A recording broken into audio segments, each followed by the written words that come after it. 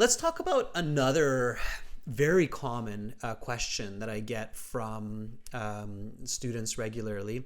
And many people have some kind of difficulty with their speaking to a greater or lesser degree. And these difficulties are often either stammering or stuttering while speaking. Some people experience it only when they speak a foreign language, such as English, and others experience it in their own language as well as with other languages.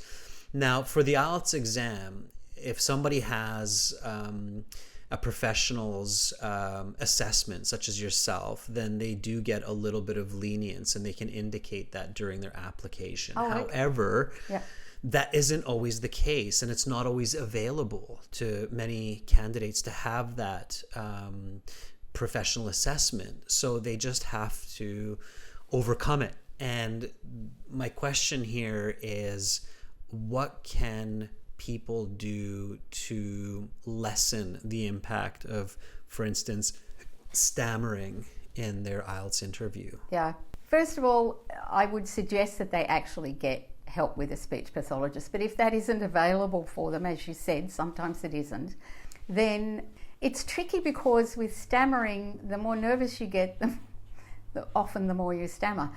So for this case, in this case, I would say practice, practice, practice, practice, practice, practice. Okay.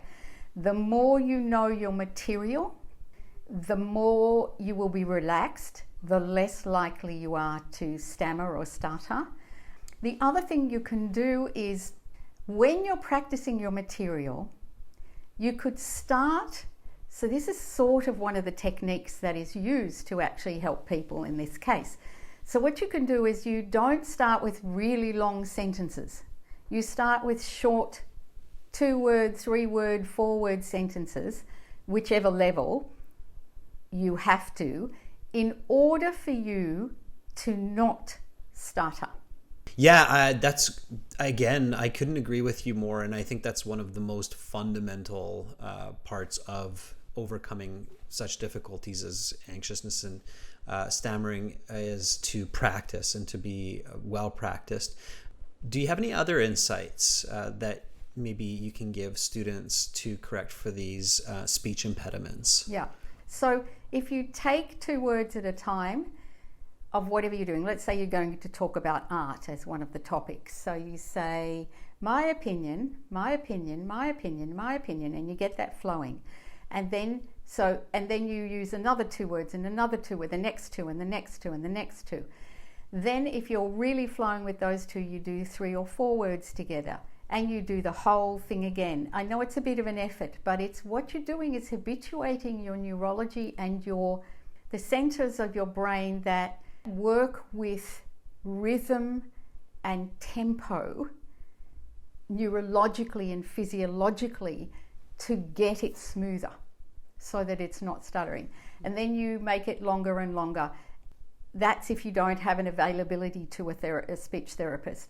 So that will help. So you're allowing yourself to see that you can get longer and longer without having to stutter. Yeah. There are other speech problems that I have come across with students who want to go for the IELTS, or who have wanted to reduce their accent or be clearer in English. One, for instance, is in the person's original language, they don't have particular consonants or vowels. And so it's harder to learn those. But again, we can put those in for people. But another real sort of speech problem is, well, that goes back to also, some people say to me, even in my own language, I speak too quickly and I swallow up my words, right? This was actually a Spanish speaker, so this was a surprise, because Spanish is spoken really quickly anyway. It's like da da da da da da da, you know. And he said, even in Spanish, I swallow up my words. That's called cluttering, and it's again a rhythm problem. So the areas in the brain that allow you to pace your rhythm in any language, and English is a stress time language, so it's da da da da da da da da da da, whereas say Spanish or a lot of other languages that are syllable timed, dot, dot, dot, dot, dot, dot. So he would go, in English, he would say, okay, so I work on a building site, and then and at the end it would all just get cluttered up because he couldn't control the rhythm. So for someone like that, just making your vowels longer. Okay, and you have yeah, you have to do that. I mean, I could say slow down, but though it's hard for people with that to slow down. That's why they're not slowing down. You know what I mean? I do. Yeah, and even to be clearer in the IELTS exam, you have to, even if you're nervous, just going back to that point we talked about before, you have to make sure your vowels are long enough to speak English. So for somebody who can't, you know, at the end of the sentence, all of a sudden everything gets gobbled up, they're a clutterer, then to make sure that you're stretching your stress, your emphasized vowels in the syllable that is the accented syllable, if you will, in English. So if I say, some people say, I have to go, okay? Yeah. And I agree. Yeah. I think in English, it's definitely the vowels that we often emphasize. And I think that oftentimes when people who are non-native speakers of English, they feel uncomfortable with those awkwardly long sounding vowels. And one phrase that comes to my mind is, so what you are saying to me is that I should also go to the store with you. And there's so many I, you, we. And to a non-native speaker of English, they would be like, whoa, that's, you know, would they think that's a joke? Yeah. But no, to another native English ear, that would sound like a perfectly okay sentence with a lot of emphasis on the rephrasing of that person asking whether or not they should go to the store with them. So it wouldn't be a laughable situation. Yeah. Maybe I was a bit extreme, but not much. Yeah. So definitely, and I think practicing that's again another great tip. Which, in fact, leads me into my next question, and this is another very, very common point of debate among IELTS students, are natural fillers like and which in fact are those vowel sounds being dragged out to allow for time to think and to avoid that cluttering that you were mentioning. Now, a lot of students learn from certain sources that they will lose marks if they use natural fillers in their IELTS speaking interview. And I keep telling them that this isn't necessarily the case. As a speech therapist, what is your professional opinion about the use of natural fillers like and in the English language? Yeah, I actually think they're fine unless there are some people who speak English who and then they think about and then they say, I went to if it's every 2 words, it disturbs the communication, it disturbs the flow.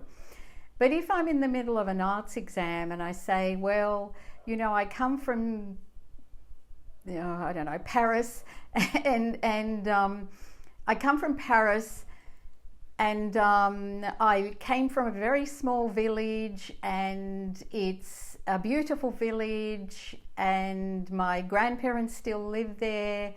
That sort of filler is okay. But if I do every 2 words, I do or then it disturbs the community. That's my thinking. What are your thoughts on that? My thoughts exactly the same. I always tell students that you have to assess it from the perspective of, does the use of natural filler, do the use of natural fillers impede coherence? So again, it's going back to that initial point that we were talking about earlier of coherence and all of these different communication elements of the language, such as stuttering, stammering, pronunciation, grammar, vocabulary, tying into coherence, whether or not the listener can clearly understand the conversation. And natural fillers can they're like a double-edged sword. And I know students love idioms, and here's a great way to use this one. A double-edged sword means that in one way, it's very useful, and in another way, it can hurt the user. Yes.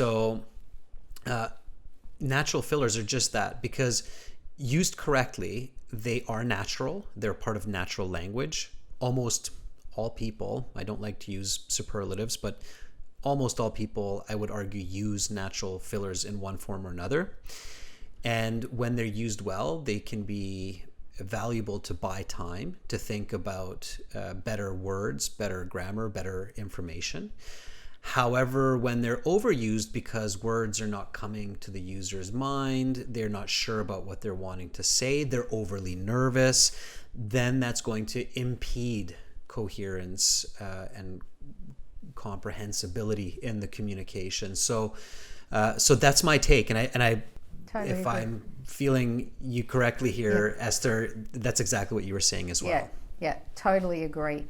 And you can do what you just said, which is stretch things, but that stretching is not just for thinking. Sometimes it's for intonation and for inference and nuance. Yeah? So, oh, well, I'm not sure. Oh, yeah, well, yeah, I'll come with you. All of that stretching, and there was no filler in there, is telling the listener in English that you're not sure you really want to come. You know? But yeah, I'll come because I know you want me to come. Yeah? And I was working with, so yeah, fillers, I agree with you. They're a double-edged sword. They're important sometimes, but if they get in the way, it's not good. But I just wanted to go... Importantly... Yeah. Oh, sorry to interrupt you, Esther. No, go ahead. Finish. Yeah, importantly, go on. Yeah. Importantly, using natural fillers in IELTS and when communicating in English, it's vital that it's English natural fillers. So natural fillers vary from language to language. Yes. And I have come across numerous situations where either in the worst cases, candidates are using natural fillers from their own language. For instance, in Japanese, natural fillers are very different. Natural fillers in Japanese are e, to, a, no. And if I'm speaking English, e, to, and then I go a, no, and then continue on, that's going to sound extremely strange for the examiner. So it must be avoided at all costs. Using non-English fillers will certainly drop scores. Now, the less extreme case are where students are using English natural fillers such as and but not really in an English kind of way. So in a kind of more of an awkward, non-native sort of way. And that's even tricky for me to mimic, but it's like when I'm talking like and then like a jerky or a quick and it's not really sounding English. And then I go, okay, that sounded like an but not quite like an English speaker. So it's important that candidates practice natural English fillers. That's a really interesting point, Adrian. I agree with you about the fillers, you know, and often we don't think about those as much. But I think it's in the auditory attention to detail, which again is another point, and the length of the vowel. It could be which is and they have to go up as well. You have to listen to whether they're down or up or flat, and I think also at that higher level of IELTS, starting to pay attention to active, well, way before that already anyway, but active listening to how people are saying these things around you. So not just, as you said before, the grammar, the vocabulary, the syntax, etc. But how did they lengthen that out? How did they go up? Did they go down, etc.? Those auditory memory or attention nuances. I often have people who, they're living in an English-speaking country. They have English-speaking people all around them, but they don't notice how the person is saying that word. They'll say competition instead of competition, for instance, and yet people are saying that word all around them, but they're not switching on their attentive listening.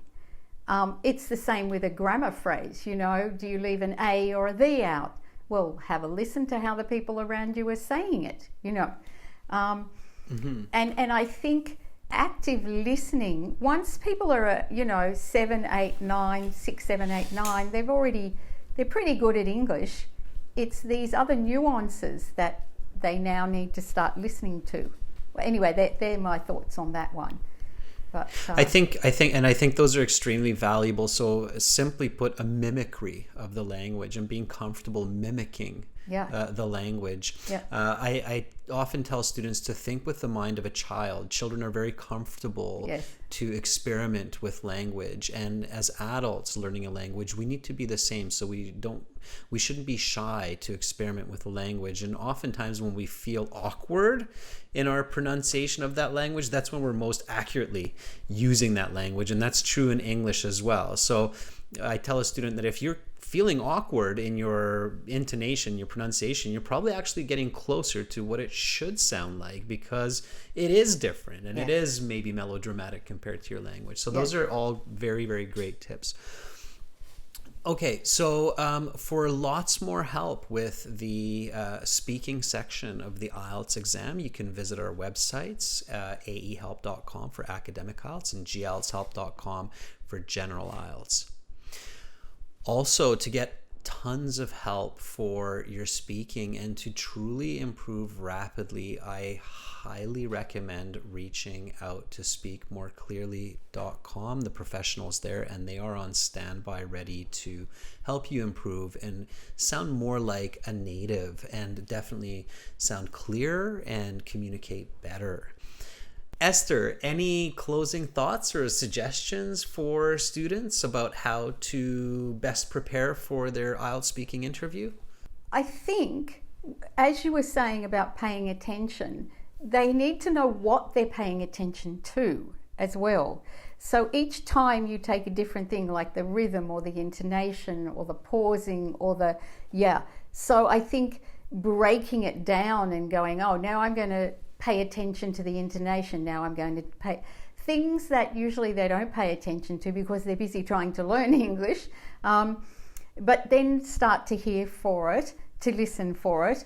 I think they're the main things I wanted to get across. I agree Brilliant. with you. Yeah, I agree with you. If it feels different, then it means you're probably closer to what you're meant to be doing rather than doing what you're usually used to doing. So, That's brilliant, Esther, and I think that's an extremely valuable closing point, is to not tackle the entire language, communication, speaking all at once, but to break it into pieces, to identify weaknesses and to target those weaknesses. And I think that's a common mistake by many learners, is that they feel that if they just practice speaking, and they're trying all of that together, then that will be the most efficient way to improve. And it's just not the case. It's not bad. It's important to do that. Lots of practice is good.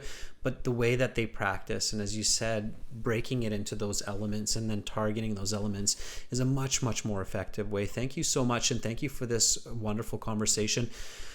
I think it's very valuable for many of our viewers. I really appreciate your time. Yeah, I hope so, and for our viewers too. And thank you very much. I've really enjoyed this conversation. It's been really good. Thank you, Esther. Have a lovely rest of your day. You too. Bye. Thank you. Bye-bye.